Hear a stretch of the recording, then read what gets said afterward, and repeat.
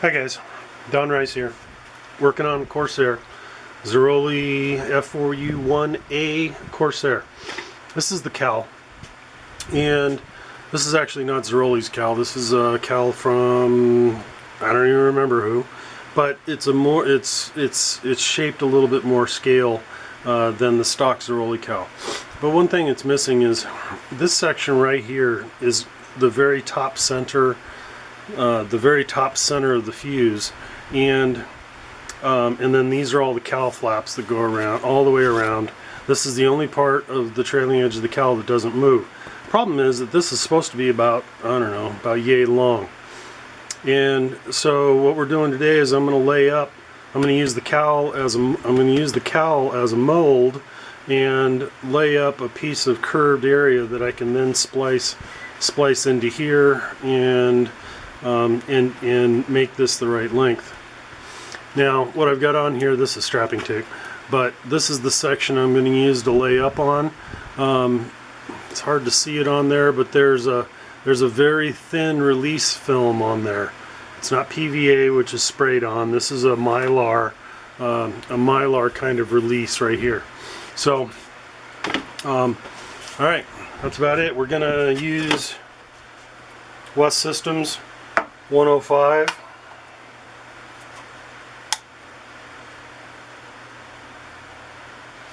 and 206, the slow hardener.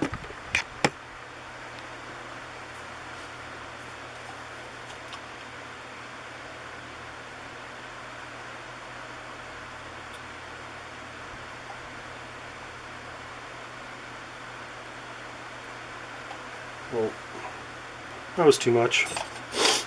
And if I remember right, this is 5-to-1. Yep. And 17, so we'll do 5.5, which is 23.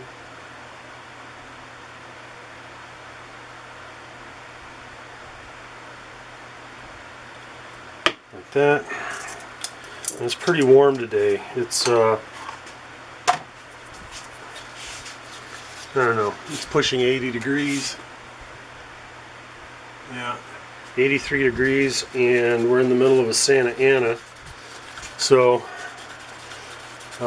with Santa Ana means very, very dry conditions. Humidity's down around 15% right now. And my experience with West epoxies is that they flash off really quick. So I'm using the slow hardener here, but even so, it might still be a challenge to get all this stuff on here before it starts to go off. So I'm just gonna get some on there like that. First layer is it's like 8 ounce. 8 ounce, and that's on at 90/90. It's just a standard weave. This is actually a 2-inch wide or 3-inch wide fiberglass tape, although there's no tape about it. It's just what they call it. And then this is 5 ounce cut on a 45-degree bias to add some torsional strength.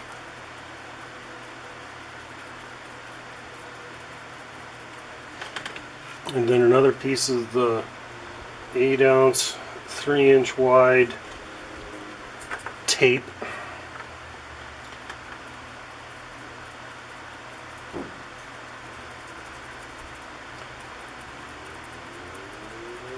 I thought about trying to figure out how to bag this and suck it down under vacuum, and then I stopped thinking about it.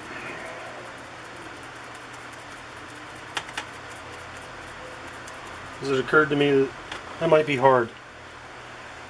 This is a piece of 5 ounce carbon. This is 90/90 carbon.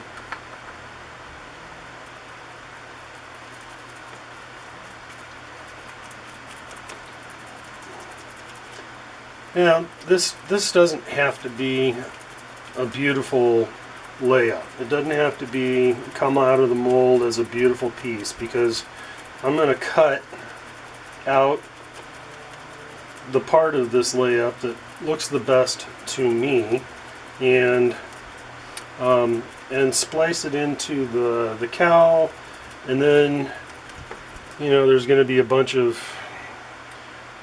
sanding and carving and filling and all that kind of happiness that comes afterwards to make it really fit. This is another piece of 5 ounce that's cut on a 45-degree bias.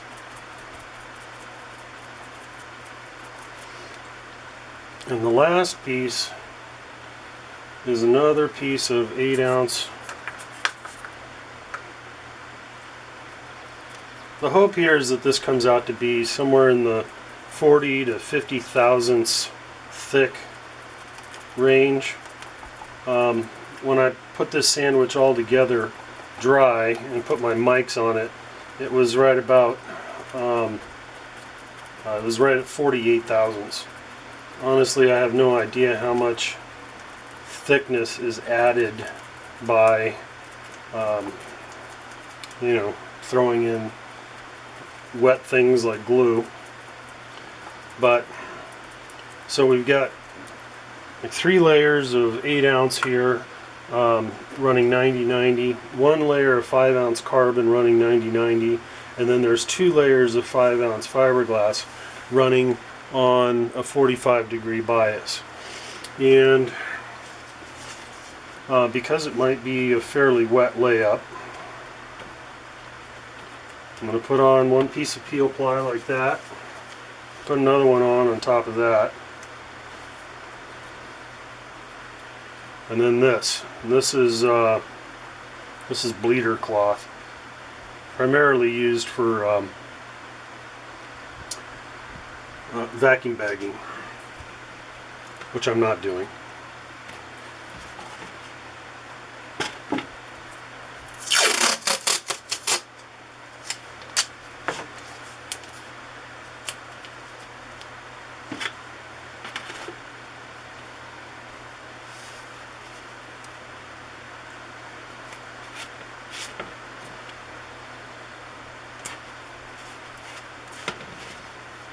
But I do want to compress it, as much as I can, just using some tape, and so that I end up with as flat a layup as possible without having to go the vacuum bagging route.